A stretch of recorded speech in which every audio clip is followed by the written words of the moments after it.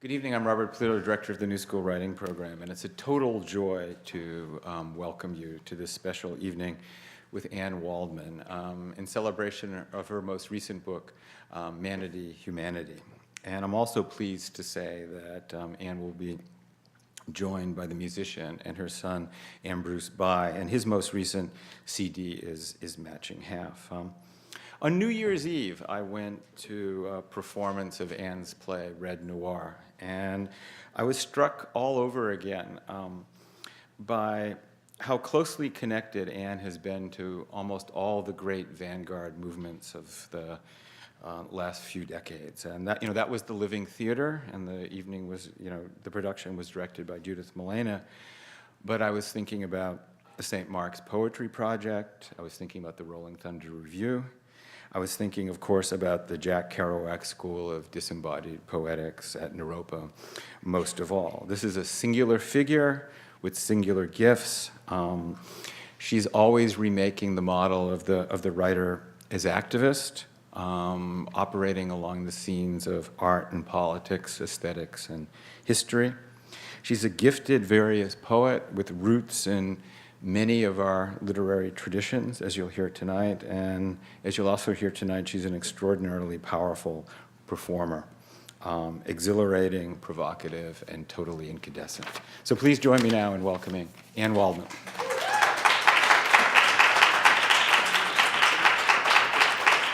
Thank you so much, Robert, and great pleasure to be here and performing with Ambrose Bye. So we're going to begin with the Manatee Project and then do a couple of other things at the end. We're just going to start right in.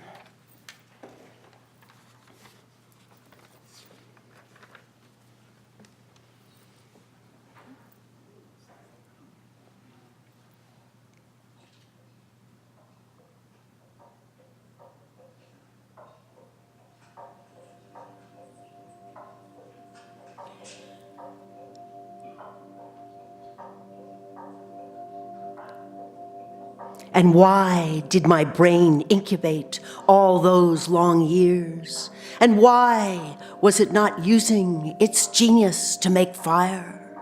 And why not art, the making of which would stir neurons further, and touching the texture of stone, shaping hand to stone, putting marks upon it further? And why not? Why? To further beauty in the making of art.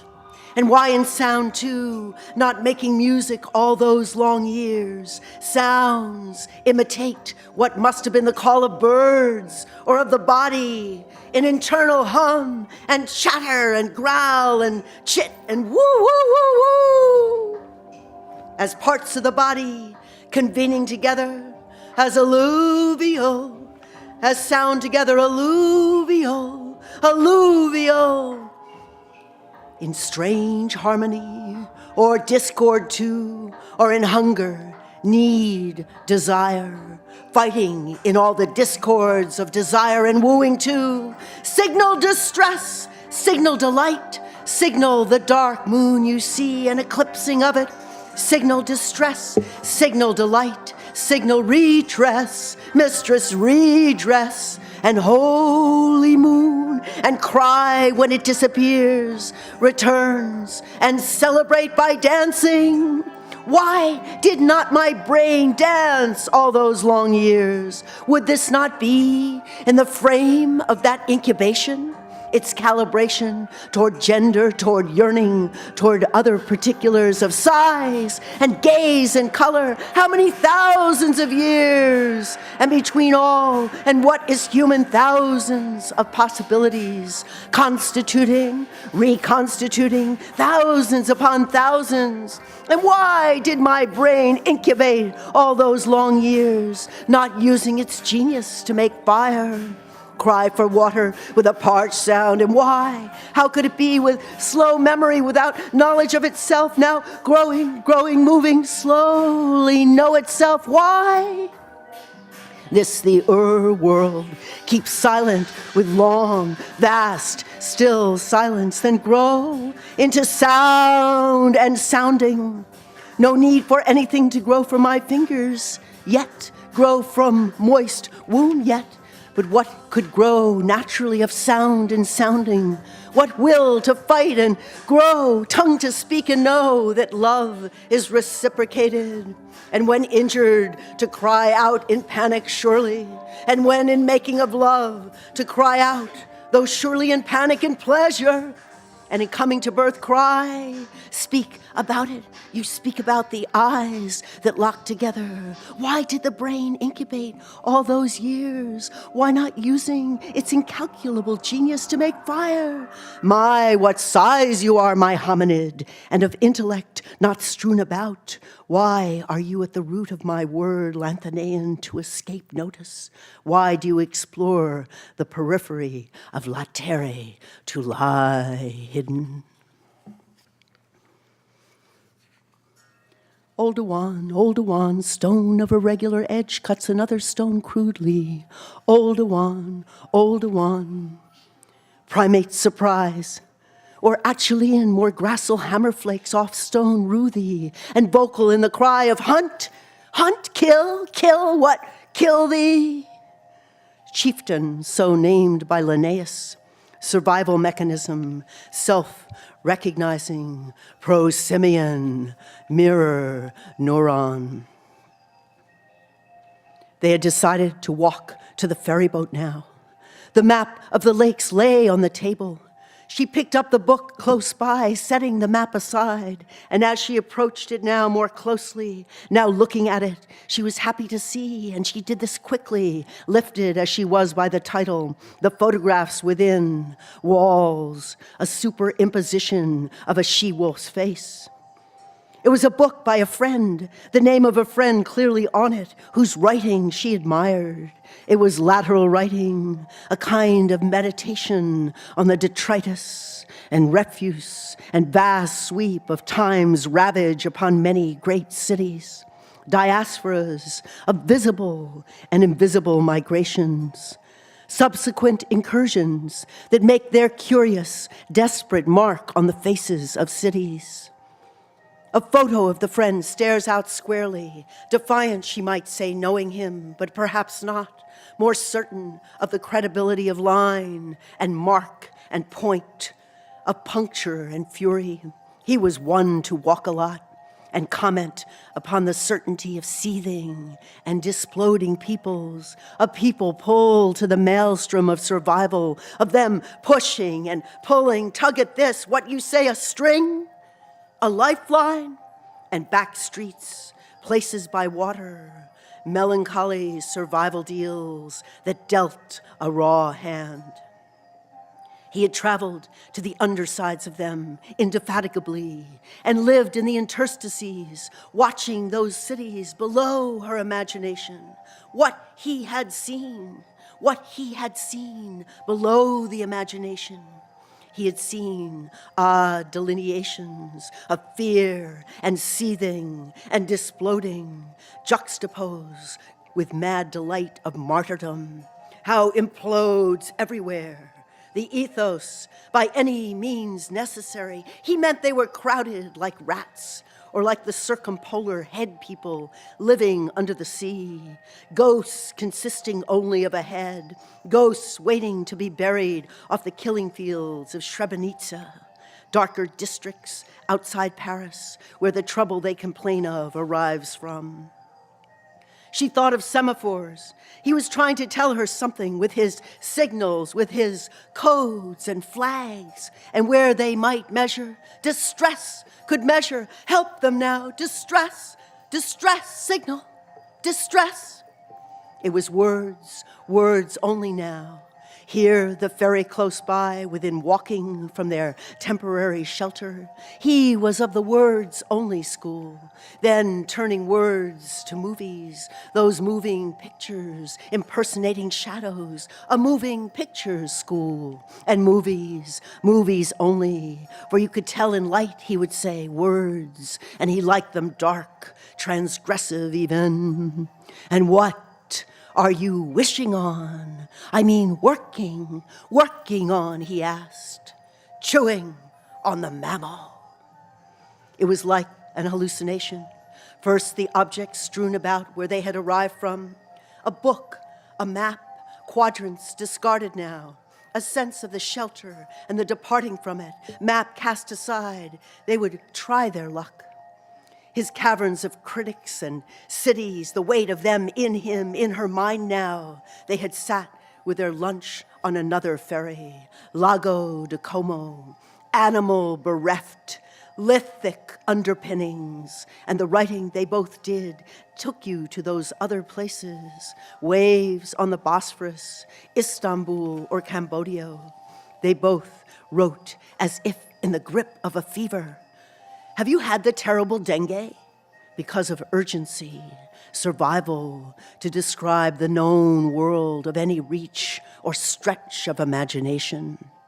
The relative world of death and change, with the machinations of capitalism grinding away, charged and mysterious, brute force and decimation, deracination.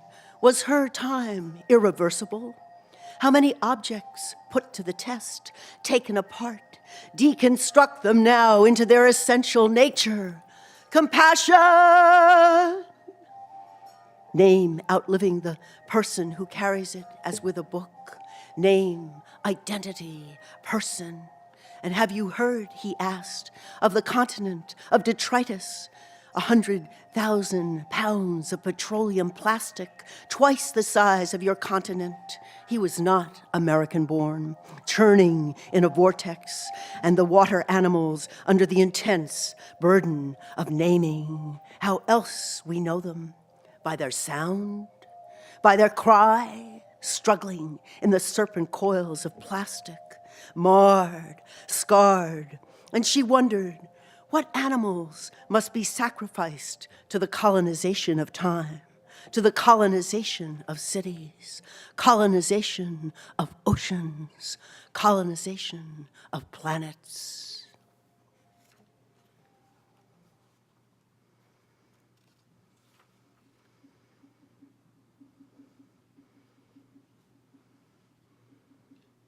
And troops, we see them embarking now in the distance.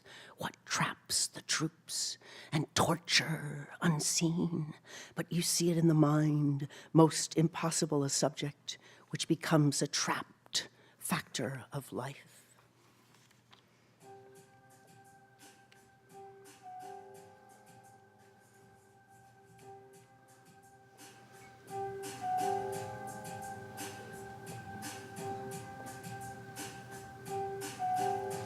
It was a time of fossil fuel priorities, of precious business time. That's what they'll say about us centuries hence. It was a busy get on with it time. A busy get on with it business time. So better get on with it time. They fucked us all over in their greedy get over it time. That's what they'll say about us. What were they thinking? Stupid fuckers. It was commodification fun hog time. Time, modification time. Got on with time. We killed time. They fucked us over in our future time. We'll be surely more stressed in time. That's what they'll be saying. That's what they'll say. They got on with it, saying about us, going nowhere but going down, and all us with them. What were they thinking in their selfish minds? Us, us, us. That's what they'll say about us, generations hence. How living then hence, without so many animals then. They fucked the world over in their sweet, avaricious time frame. That's what they'll say about us, those stupid fuckers. They let the animals die. They let the plants die. They killed the air. They killed the water. They killed each other. They killed language. Humdrum Paleolithic, where we would talk in sweet time notches. Well, that's over. Where the fuck did that ever evolve to? Then along 20,000 years of keeping time, once keeping it for all and moving it, time, forward, and it, the art, forward, and it, humanity, forward. And now they want to kill it. Really, they killed it. Then along rim of Babylonian, rim of Egyptian, 5,000 years once ago, such progress, they kill all that too, stupid fuckers! Then but now, my solar day, my lunar month, my solar year, my speed I inherited from them. What time is it now?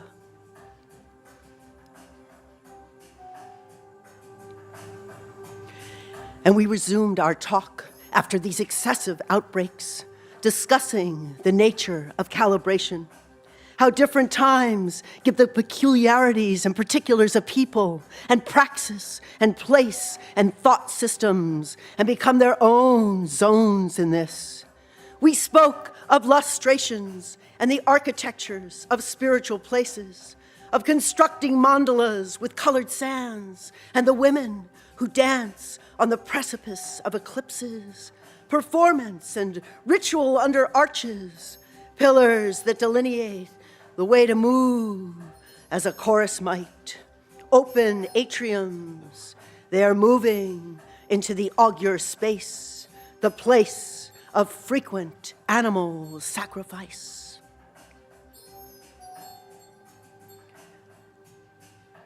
Both, he cautioned further, it's quite unconscionably relative. That doesn't explain, I protested, the way we brutalize time.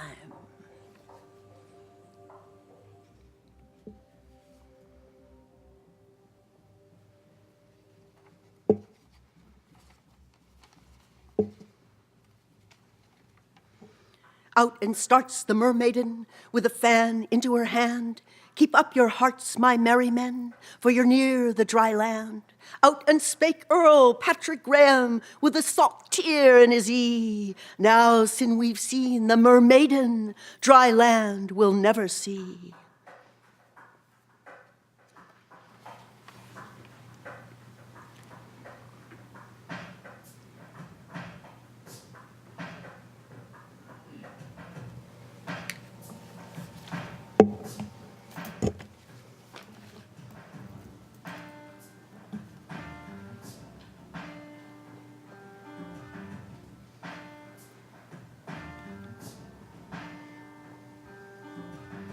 The manatee is found in shallow, slow-moving rivers.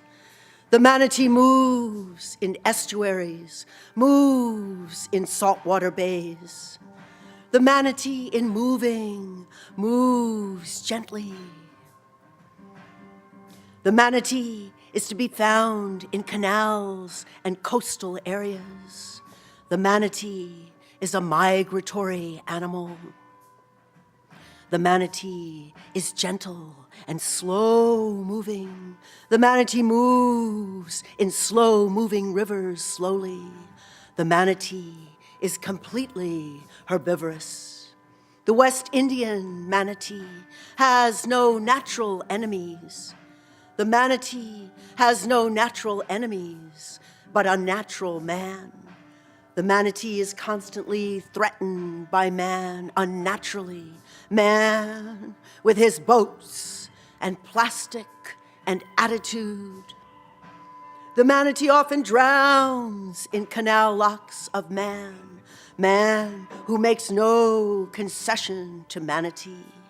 The manatee often dies in flood control structures. Man who makes no concession to manatee, nor cares of manatee life, manatee fortune. The manatee dies in collision with watercraft.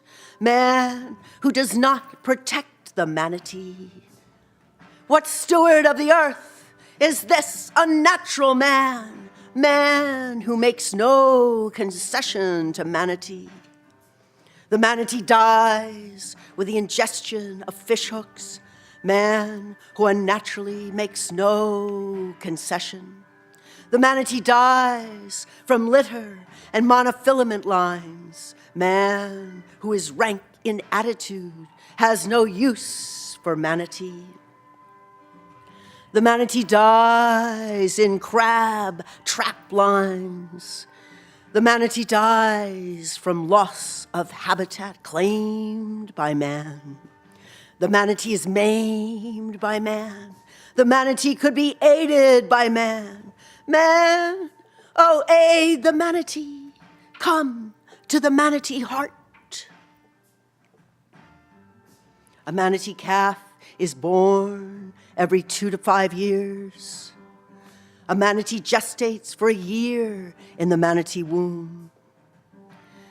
8,400 miles of tidal waters could be for the manatee. 11,000 miles of rivers and stream could be for the manatee. 10,000 miles of canals, would they all be for the manatee? The manatee has more gray matter in the brain than man. The manatee is perhaps thinking archivally deeper than man. Ancient days of manatee, so many thousands of years. Manatee mind, what is the mind of manatee? The manatee has no natural enemies. The manatee is completely herbivorous. The metabolism of the manatee is slow, moves slowly. The manatee moves in estuaries, moves in saltwater bays. The manatee moves in slow-moving rivers. The manatee is gentle. The manatee offspring nurses for up to 2 years. The manatee learns everything from the manatee mother. The manatee mothers and offspring sing to one another. The manatee have large ear bones, chirps, whistles, squeaks of the manatee.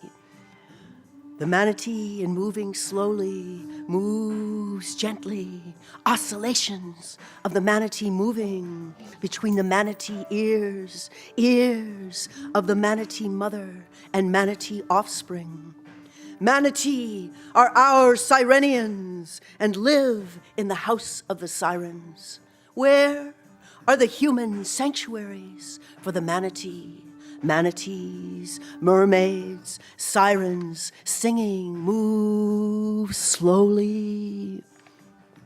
The manatee mother and calf so bonded, female manatee bonded with their just one manatee offspring. The manatee is found in shallow, slow-moving rivers. The manatee moves in estuaries, moves in saltwater bays.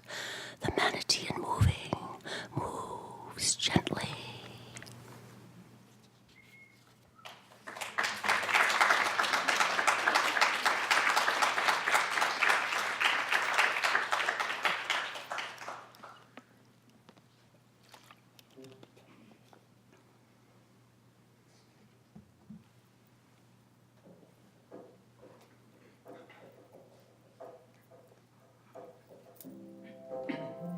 The aquarium, deserted now. This is the song at dusk I write in the notebook. Strange skin, not quite seal, not quite dolphin, inchoate. Texture like something you forget, something you didn't even see the first time.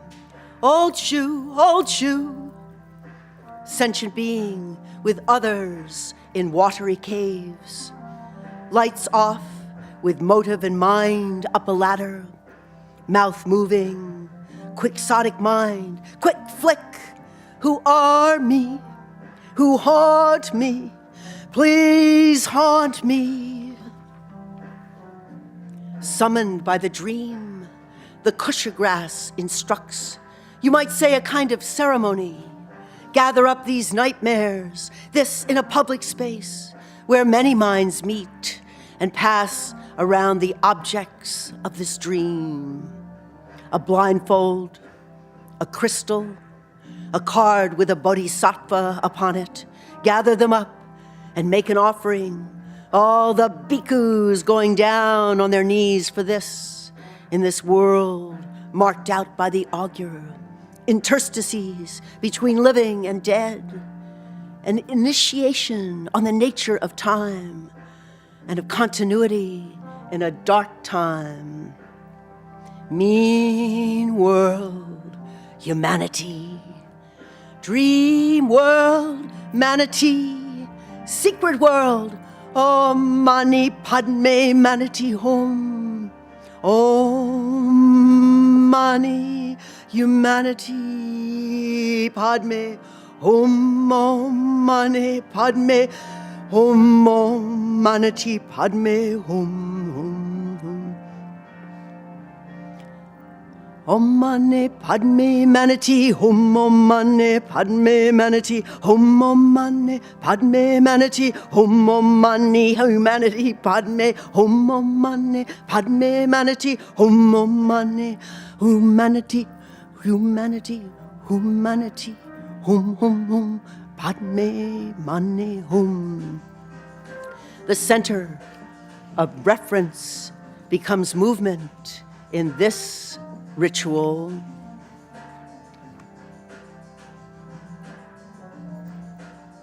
They had boarded another boat for the sake of riding, keep riding, and her companion had perceptibly changed. Hard to describe now, morphing into more of a voice, high-pitched, what you might hear in the bardo were you to listen, because sounds had made a kind of syncretic power between human and animal of force in the poem. All the sounds in the poem, all the breaths in one day. Delirium,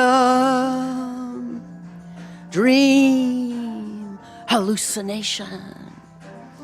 Om Mani Padme Manatee Hum. Om Mani Mani Padme Hum. Om Manatee Manatee Padme Hum. Om Mani Mani Padme Hum. Om Mani Mani Padme Hum. Om Mani Mani Padme Hum. Om Manatee Manatee Padme Hum. Om Mani Mani Padme Hum. Om Mani Mani Padme Hum.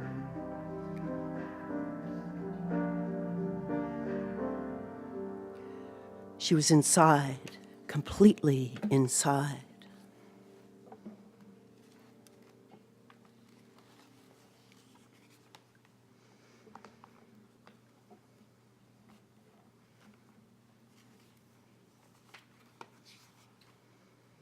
Was living, panting like a frighted wolf, and howling, and howling, and howling, and howling, and howling, and howling, and howling, and howling.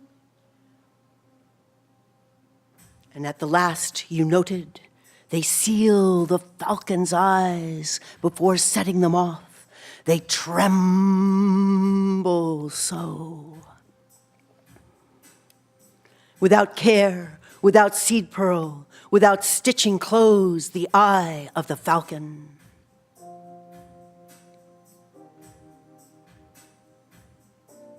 Without seemly rectitude, without the platitude of, oh, thou muddled media pundit, without questionable thirst or metabolism, without a geographic category of speech that will travail, without a hint or glint of secular mastery, without ritual framing of that which should be plural, could be axiomatic and of many pistols made, without hiding, without all of them hiding in their small ways, paws tucked under, retracted, without measure and accountability, without a non-routine check of passports, pets allowed, and how deportees suffer the long reign of inhumanity, without your endurance of watching, always watching someone else go down, humiliation, without the venom of humiliation, without contrapuntal structure, without the singing voice of lark, of volume modest, and zooplankton's glorious light that travels with and for you many light years. Without the temple of inscriptions, without the Paleocene of geologic time, without its placental mammals, with a man, a plan, a canal, might you remember Panama? Without the spurge laurel, without the aminos that haunt the system, without translunar spectrums beyond your familiar moons, and without the sinews you count on with their stretch and synaptic tug like lunar devices that carry you over, carry you above many moons. Without the demotic, how will you be in a version of demotic? Without a theatrical sense of illusion, and banding about on or inside a thermosphere, without it working against you, and when it does, being able to get on without it. Without gavots, without gazelles that you study in neighboring Persian poetries, without spallation and without a diving bell, how will you survive? Without rapacious wildcats, without the sense of security you have always expected, without your familiar stage fright, without the caves, without the bombing of caves, without the mystery of caves, without the caves in your memory of that mystery that lives in caves, without caves that long to exist in the handprint, in the cave of that memory that haunts your brain cavity, or wolf cavity, cavity of whale, without the rivets that hold the mammal together, that hold the whole throbbing mammal machine together, that asserts the rivet dominion of pinion lore, without which you do not have a plan of fastening together of ribs, of wings, of arms for the automaton that holds the capital together.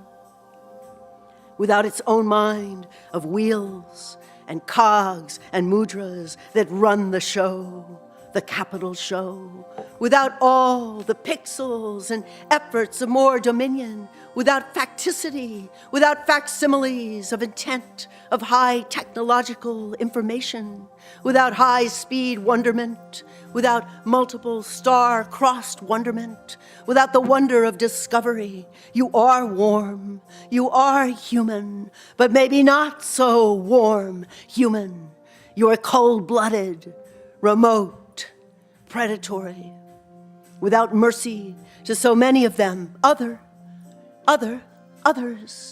so many you never encounter, never see, without preemptive night, without predilection of night, without the restitution of night, without which you never recover, you never sleep, you never dream, you never heal, without night's netherworld ancestry, without its dark globe of survival held over you in eye's mind, in the heart's mind, in the eye of the falcon, the eye of Manatee, of which you are no small part, without the enigmatic, the obscure, the tragic, the lone, one without magnetic poles, without the mass from an infinitely distant position to a designated point in a static, electric, magnetic, or gravitational field, without the blush at betrayal, without the blush of dear aspiration,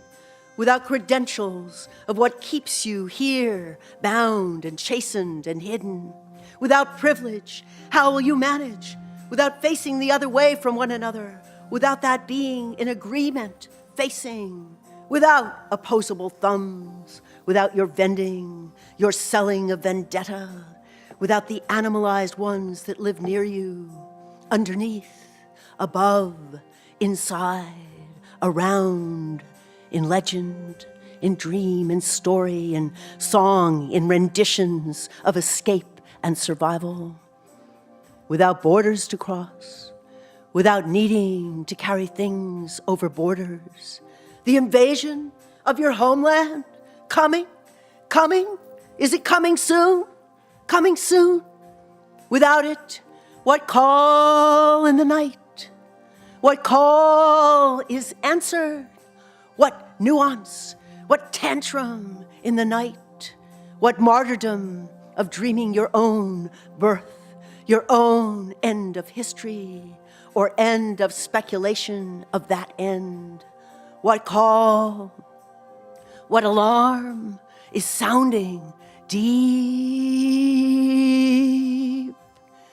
deep in the home, home, home, home, home.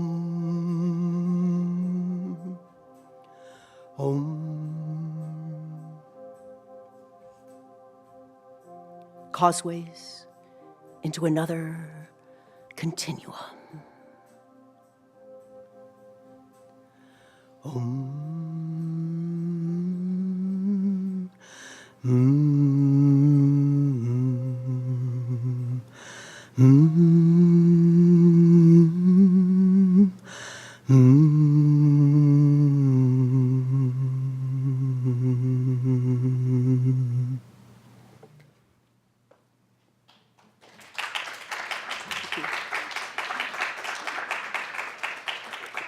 So that's the selections from Manatee, and we'll do a couple of other things with Ambrose on piano, and then conclude.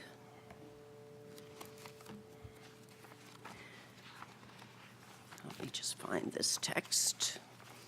This is from a long section of the Iovis project, which is now about 800 pages, and I'm working on the final book 3, and it's kind of hard to pull it to a close. I think I'll just, drop dead or something. It's been actually a lot of Ambrose's lifetime, so he makes appearances in it. But this is from a section called GSpot.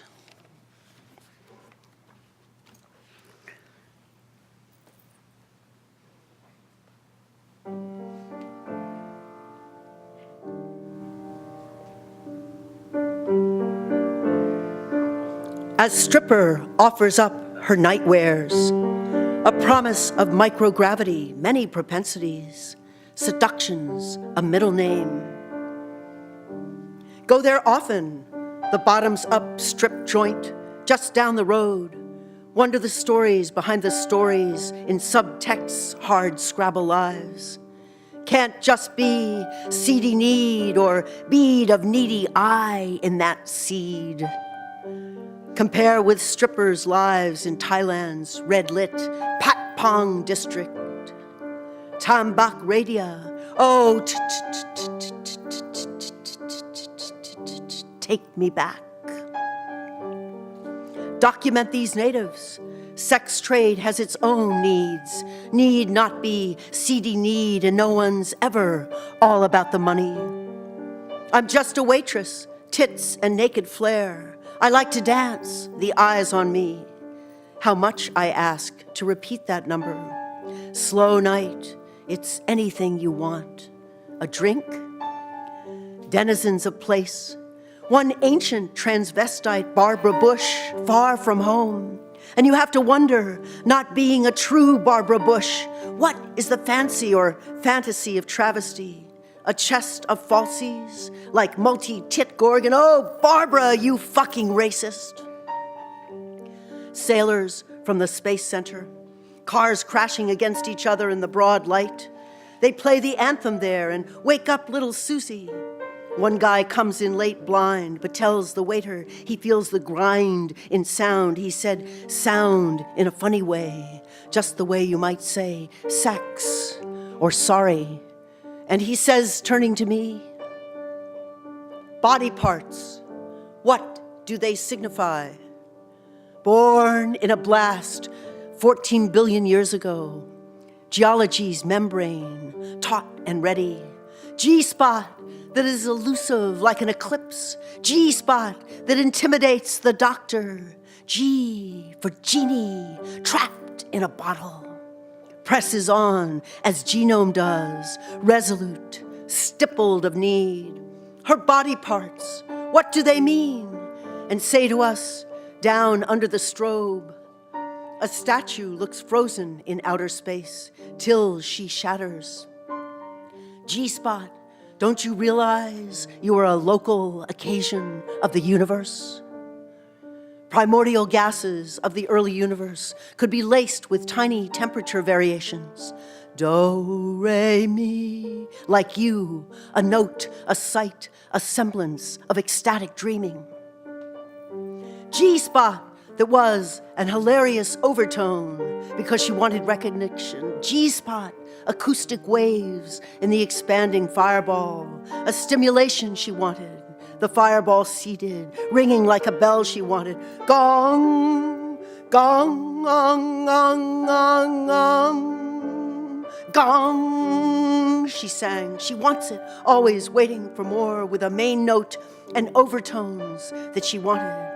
Ong, ong, ong, ong, ong. Notes on which the early fireball was singing gave notice to her wanting or way to validate or calculate cosmological parameters of singing, her need.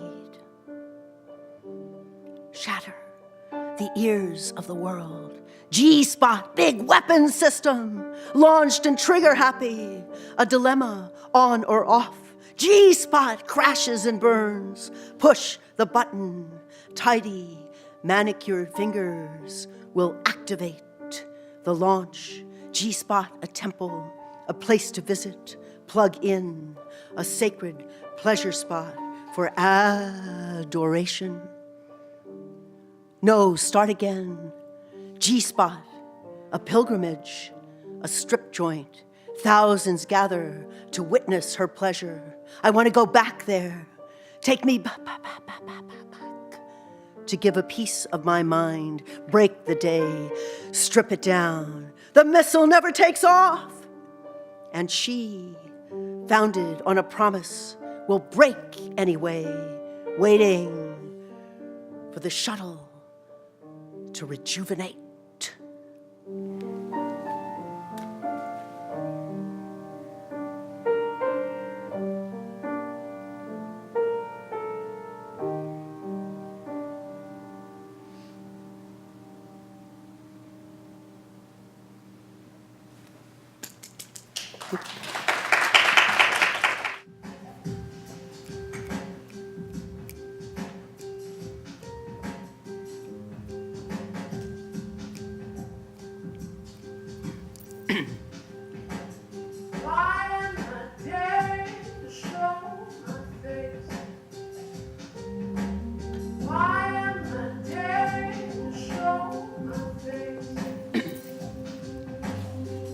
It was the day before the movie rehearsal and shoot, the day before the funeral, the day before the self-immolating attack, when incendiary meant simply hot, and you could say it about a lover if you were so inclined.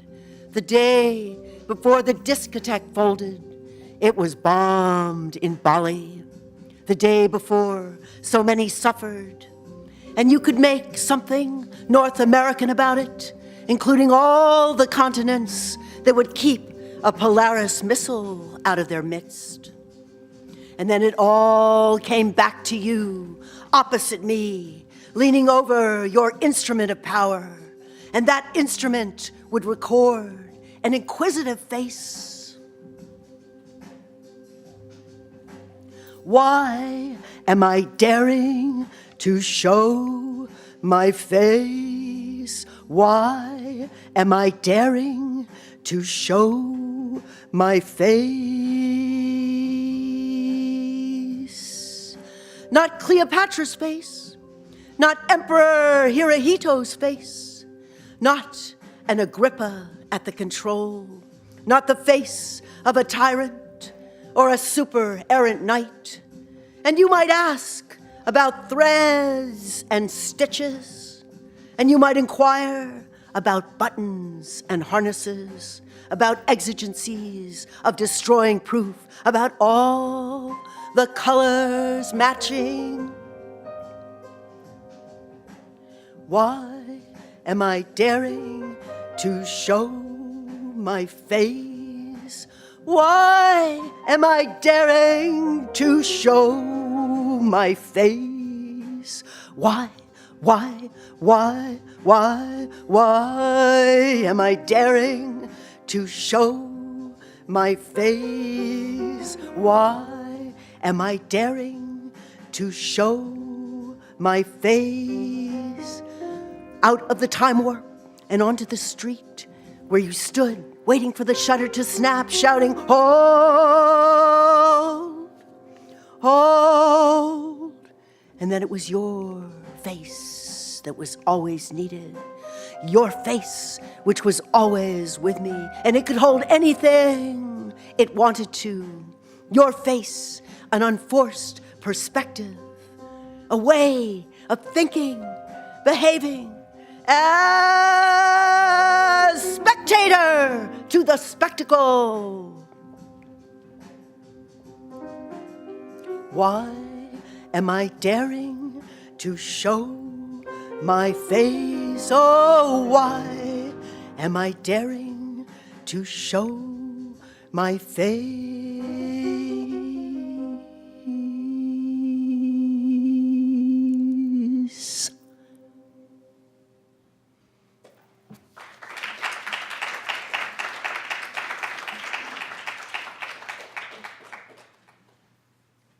So we're just going to do a 1-minute experiment, 2-minute experiment.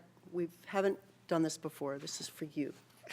And it's a piece called Problem Not Solving, which is the Israel-Palestine situation and the ghetto of Gaza.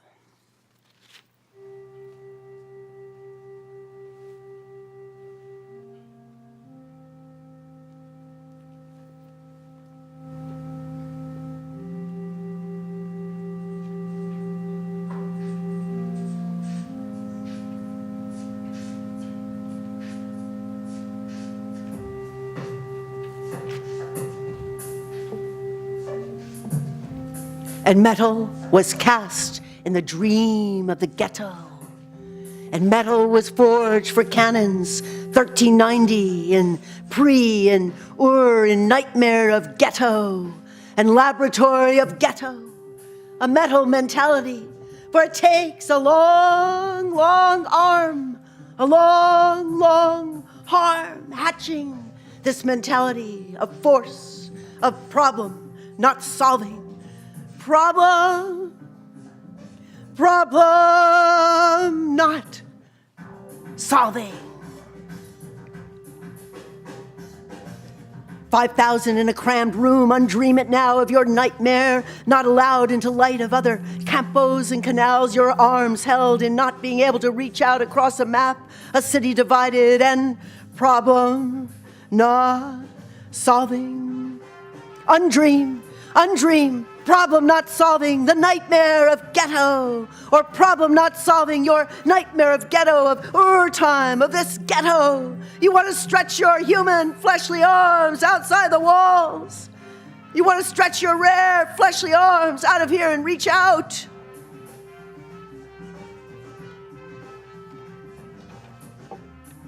"13 dead again in ghetto Palestine. When, then, your arsenal of problem not solving, long-range rocket revenge toward Ashkelon. A few heard in Ashkelon. Oh, Ashkelon. And remember Gaza. And then revenge and airstrikes, 1,300 dead in Gaza, ripped apart in Gaza, and the fine elliptical gallery for women only. Oh, sit here, my dear, drowned, dead, decimated sister, my one next to me in this dream, nightmare of ghetto and arsenal and Palestine, and describe the body parts you sifted down from the trees, the 3 ways to undream the problem the dear dead body parts enter here, nightmare of ghetto and end of ghetto, and say 3 times, I will not do to them what has been done to me. I will not do to them what has been done to me. I will not do to them what has been done to me.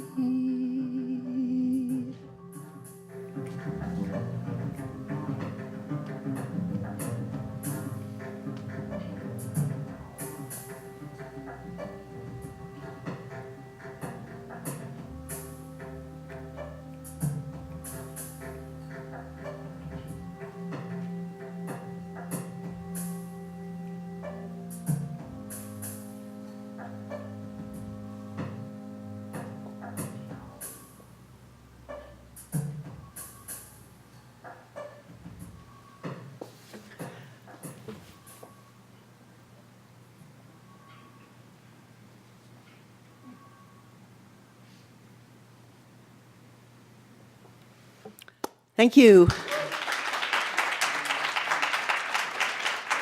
Thank you, Ambrose.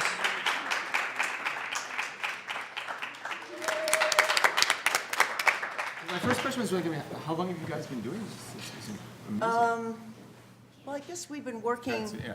I guess we've been working together maybe 6 years, Ambrose, 5, 6 years. Began with Coffee House did a selected called In the Room of Never Grieve, and it was a big thing for them to try out a CD inside the book, which I guess didn't really work. I mean, it was extra work got put in backwards, and sometimes you destroyed it as you were trying to get it out of the cover. And then went on to a couple of CDs and new work. So it's been incredible for me. Great. I had to wait for him to grow up so I could do this. I think it was worth it.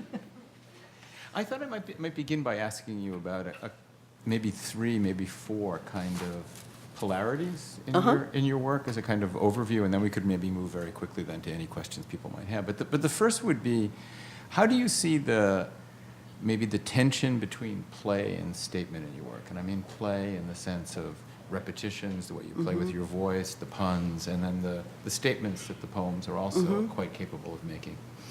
Well, I think there has to be some kind of underlying, almost kind of like the last piece, which is very intense. And when I read it alone, this sort of Gaza and ghetto and this kind of repetition. But I want, the music has this quality of keeping it, of life, I guess. So I'm always interested in that. There's a kind of pulse in the repetition that is counter, operative or distinct to this, this sometimes heavy to the more direct content. statement. Yeah, to the more direct statement.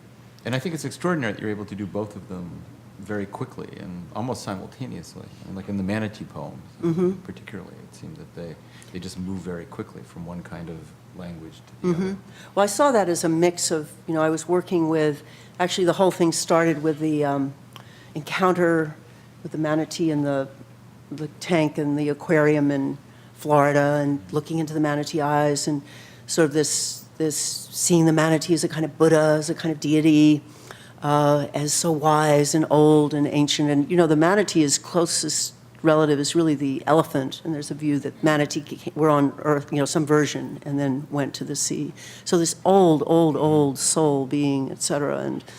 And then I had been privy to what's called this Kala Chakra initiation, which is a Buddhist ceremony, ritual, and it's 3 days, and you're given certain, pieces of grass and implements and pictures, and you put them under your pillow, and you take stock of your dreams. And so that led to, I've always been wanting to work with that, and sort of a decision to put the manatee as the kind of central deity, which is a very common, situation, that kind of ritual. You have a sort of central deity that you invoke and then you become, and it's not an external God that's going to save you or that you're that, but it's a reflection of your own mind. So, in this view that we have some connection to these non-human elementals. So I was trying to investigate that through these different, so working with the dream, there's this dream section which has the conversation and this friend who then morphs into something else. And so that got, sort of guided the poem. And I wanted it to be one continuous but shifting performance in a way. Yeah, because that actually was going to be the second polarity I wanted to talk about, was that, your poems are in one sense very voice-directed. But at the same time, they're made up of fragments and collage and pieces. And I wonder how you saw the tension between those two things. Well, there was some, something to the arrangement. This felt more linear, more like a narrative because of the 3-day structure and the use of the, it was very sort of seen that way, sort of as a 3-day structure and starting with the incubate and with evolution and then working into the mirror neurons and empathy and exploring. So thematically, I wanted it to have kind of, somewhat of a narrative. But the Iovis project is very much fragments that I move around quite a bit, and there's a lot of it's also your found autobiography. material. It's also, One strand of it. Yeah, in a sense. One strand of it, yeah. But no, very much, arranging and playing with and putting things up against each other. And I think that's why I'm having trouble finishing it, because the arrangement will be one way and then I rearrange it the other day, and then I think to add, and they'll kill me. I mean, maybe it's not finished. Maybe it's not finished. I think that's the message. Yeah, it could never be But, finished.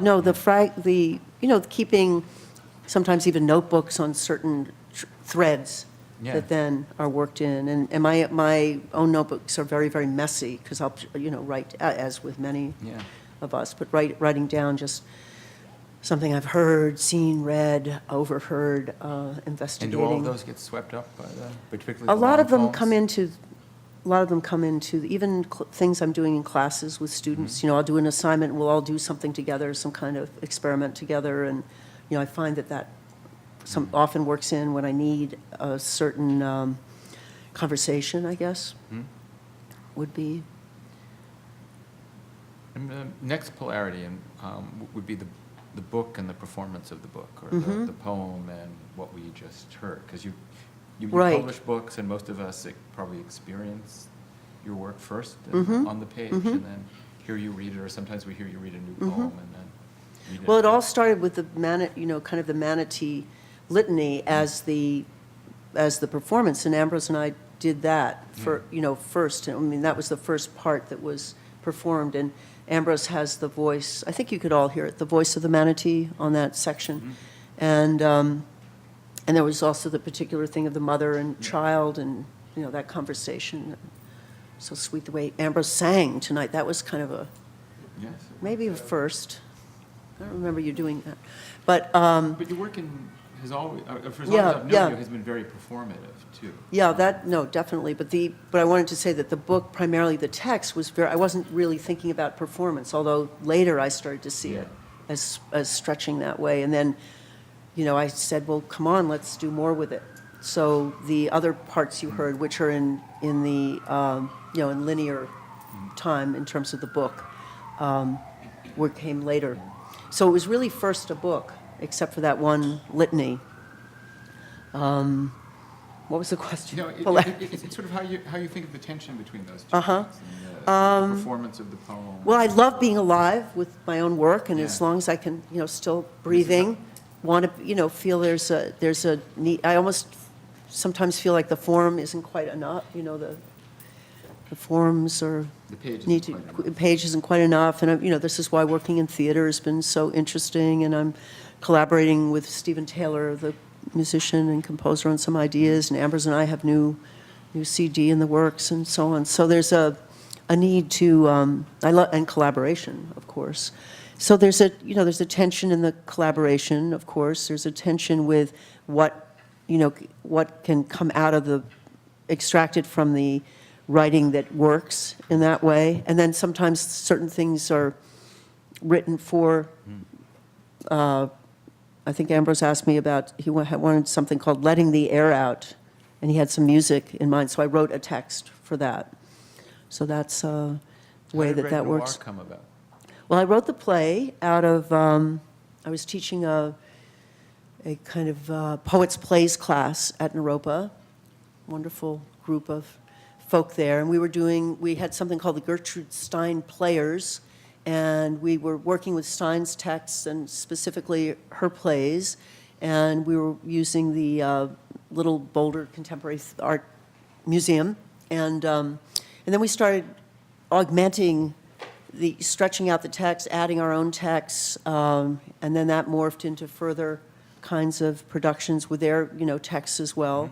And then Red Noir just seemed like, it was maybe almost like a parody assignment or something. But I also saw it as a kind of, morality play and so on. So Judith had been asking me for a couple of years to give her something for the Living Theater. Of course, she has this, 60 years, and it's daunting. I mean, the amount of the people she's worked with and the texts she's worked with. And I thought, well, the only thing I had right now, and she doesn't like to watch movies even. She doesn't know that much about the noir. So she started investigating noir and watching movies. And the image from Kiss Me Deadly was the box with the fission, the nuclear fission in it. So that was the idea there. But also there in the back of my mind was this toxic stuff is also being kept in the archive. And for years, many of us were involved with the demonstrations at Rocky Flats and closing down the place where plutonium was being brought in to manufacture triggers for the warheads. The place is closed. I mean, this was a 20-year project with many other people, and it turned out the FBI went in there, the G-men went in and found that there was incredible, dysfunction, and they even had a secret operation going on in the basement. They were making little trinkets, little silver pins and things to give to their, who knows, anyway, a little bit like Halliburton, which is now, or no, Blackwater. No, these kind of weird, I call it the syndicates of samsara. Samsara is the Sanskrit word for the endless, wheel of suffering. That's a line in Red Noir. This is our documentarian from Red Noir. He's been taping every show. So anyway, this idea of toxicity and whatnot, and then the need for the teacher, the guide, this in the character of the old woman who's, reading Frederick Douglass primarily. And then there's references to Emma Goldman. And then Judith wanted it all to be taking place on the Lower East Side, and there are references to Clinton Street and Emma Goldman being there and so on and so forth. So the films in it take place, with the cast outside. Outside, exactly. Yeah, it's just wonderful. Yeah. It's really, really And then she developed the chorus, the ensemble, with other texts of mine, and she found the poem, I guess it's in one of the, I hadn't realized this list of anarchy. Yeah. It used to be a reggae. Which takes over. It takes over, yes. She sought that out, so that becomes this kind of dominant. But we won't all lead them around. Yeah. No. We'll save them. But it's interactive, which is something the Living Theater, historically does. So your chairs are taken away, and you're invited to participate, and it's running just 4 more days. So it's so inventively staged because it's on this rectangle with the cast. And the runaround, and the chorus ensemble of anarchists, Buddhists are up on the, which I was saying is an oxymoron. How do you assemble anarchists? Exactly. And have them be Buddhists on top. I know. I keep telling her, you're just an old Buddhist, Judith. Who are your favorite singers? Well, I don't know if you know Shubha Lakshmi, a great Indian singer who probably died in the 60s, and I had early recordings of hers, mostly doing ragas, Indian ragas. The great Egyptian singer, Kulthum, fantastic, and I had, these early, in the 60s, these LPs of her, which she would be there with this incredible scarf and these sunglasses, and she was Mother Egypt, but phenomenal. I was in a taxi somewhere, I'm trying to remember what city, and there's a station that you can access over here, but it's coming from, I believe from Cairo, or no, Alexandria, I think, that continually plays Kulthum 24 hours a day. I thought I had dreamed it. Later I said, is this really possible? How wonderful. So, there's certain figures like that, and I heard Nina Simone when I was, growing up on McDougal Street. She was played frequently around the corner at the Art de Lugoff's. Yeah. And I loved her low tones, incredible voice. All the great. I was reminded a bit of Karen Dalton and the penultimate piece. That's interesting. Actually. The way that she Noticed. took that tradition on. Right, right. And many, many others. I mean, there's a opera as well. I need to explore my operatic voice a little more. So, You had a question. yeah. My question is about how the drama of technology fits in with your poetics. I noticed you, in Humanity, you mentioned video. I wonder if you could share some feedback how media and technology and video affects your writing. Well, I've worked at it and worked with it and with people doing things as you are, but in a very not professional way. I live with a filmmaker. My husband makes movies, and I actually collaborated on the script with his last film called Entanglement, and learned a lot, by doing that. And he's obsessive. He's working in high definition video, but very obsessive about the how he sets up a shot and the lighting, and so I've come to appreciate. I tend to be very speedy and there are always projects going on simultaneously, and so the magic of having things recorded and then being able to play with them, I've come to appreciate. I think again, it's the technologies are as good as the people working with them, and there's been incredible stuff, as we know. I don't know whether it affects, I'm not thinking about that when I'm writing necessarily. I think about it in some of these extended projects, certainly working with Ambrose and, his machines. And we've basically done, work in a studio where he was working and studying, and then we were doing things, recording in a basement tape, just in a living room. So fairly primitive technology, but I appreciate it. I love exploring it. I was doing radio training. Thought radio was coming back. I still think it's can be fantastic.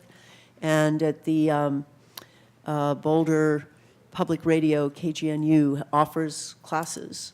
And then I realized I needed people working for me to do it. I just could not do this thing of, they're still pretty funky there. You have to flip the discs and so on. I mean, now I know you can just push buttons and get the songs you want. But anyway, I thought that might be a side career.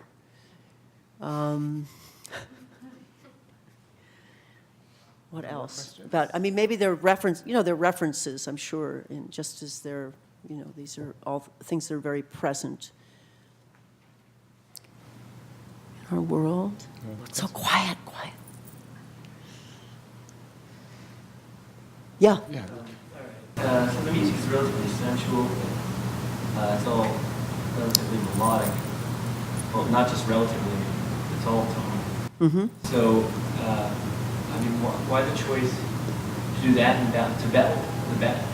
Why is that meant to counterbalance or?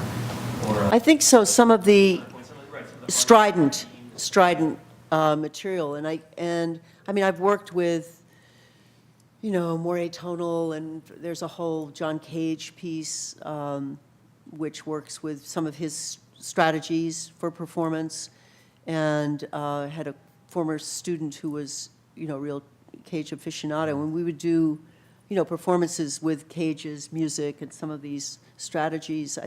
And that's also, that can be, that's part of the oeuvre, so to speak. But I found somehow with this project, I wanted this flow. It's something to do with the the non-human elementals and their rhythms and breathing and keeping it, very, very pure. I mean, this is something maybe Ambrose could address, how he thinks of the music with the text and. Yeah, usually she's her voice goes up and down and back and forth a lot, and so it's hard to,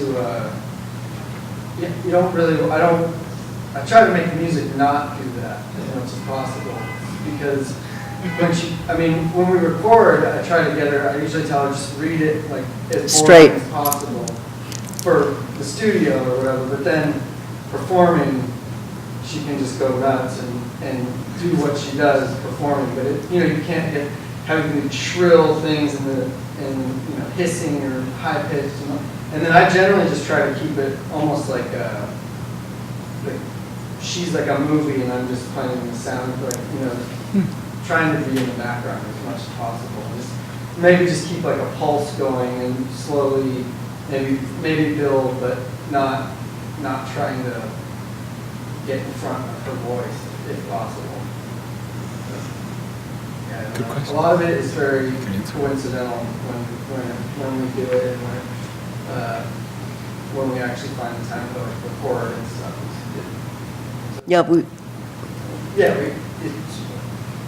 We haven't been in the same city that often,